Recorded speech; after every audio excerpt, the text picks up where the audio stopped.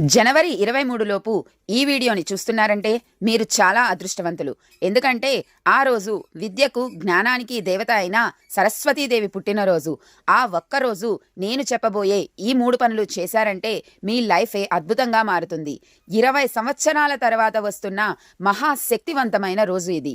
ఈ రోజు అస్సలు మిస్ అవ్వకండి. ఎందుకంటే అండ పిండ బ్రహ్మాండాలకు మూలాధారమైన పరాశక్తికి ఉన్నంత శక్తి ఈ ఒక్క రోజుకు ఉంటుంది.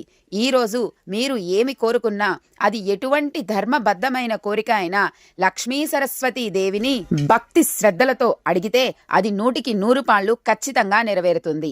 ఈ రోజు ఎందుకు అంత విశిష్టత అంటే, ఈ రోజు మహాశక్తి ఆవిర్భవించిన రోజు. ఈ శుభదినాన్ని వసంత పంచమి లేదా శ్రీ పంచమి అని కూడా అంటారు. సాధారణంగా వసంత పంచమి అంటే కేవలం సరస్వతీదేవి పండుగ. కానీ ఈ పంచమి శుక్రవారం నాడు వచ్చింది. శుక్రవారం అంటే